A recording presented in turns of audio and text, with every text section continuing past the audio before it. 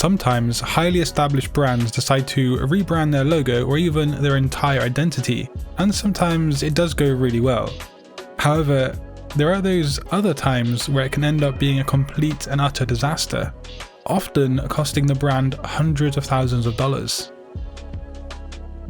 So the first logo redesign fail comes from a questionable food product brand, and that is Kraft Foods. Now they're one of the world's most well-known and iconic food brands.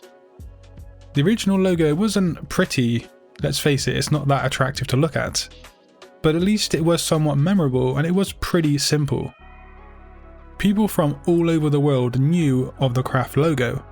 That being said, in 2012, they decided to rebrand. The new logo is a mishap of confusion and chaos. The design is way too busy to ever become iconic, with the upper line having two different logo type weights, and then below the strap line having a new font and in two different colors. Yeah, I get it, they were trying to be more friendly with the use of lowercase and script lettering, but the execution was a complete failure. Now these two fonts are not complementary and they do not work well together as a pair. So if you're going to use two different fonts for a logo, at least make sure they are a good pair. Also, what's going on with this generic swoosh on the design?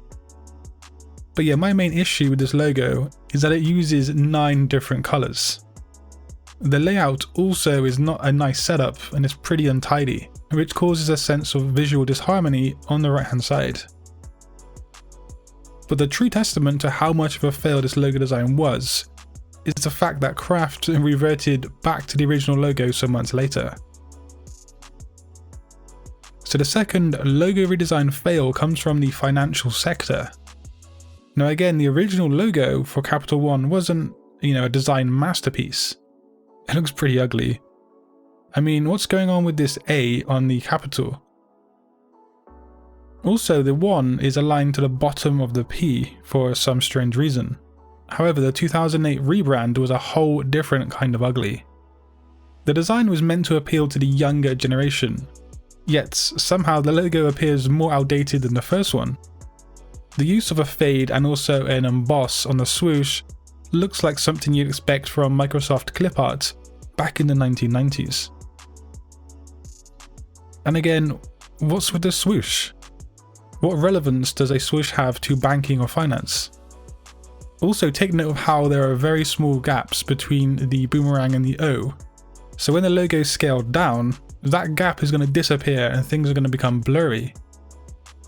But yeah, this layout just induces anxiety in general when I look at it. The logo looks like something you might pick up on Fiverr for, well, $5. When designing a financial logo, you want to evoke a sense of trust and stability. And to me, this logo doesn't do that. It just looks really outdated. So a logo redesign fail number 3 is quite an interesting and a funny story. Now JCpenny is a large department store brand with multi-billion-dollar turnovers annually. In 2011, they decided to rebrand, but they had actually rebranded the year before, and they would rebrand again after this second one. Now remember I said that this brand turns over billions of dollars every single year? Well, they decided to hire Luke Langhuse to redesign their logo. Luke was a third-year graphic design student at the University of Cincinnati. So why did a huge entity in this industry decide to hire a student as opposed to, signing on an established design agency? This choice is completely beyond me and I don't get it at all. Now the old logo was firmly cemented in the minds of the customer base.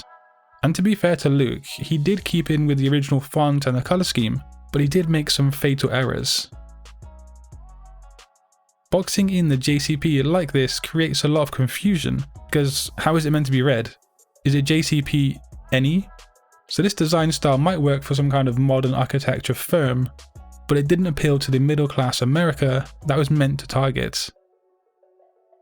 The logo was a failure and the company rebranded again in 2012, which led to another failure and loss in sales. So finally the company had to go back to the original design. If you want to learn more about logo design or just brand identity, do click a video on screen. And until next time guys, design your future today. Peace.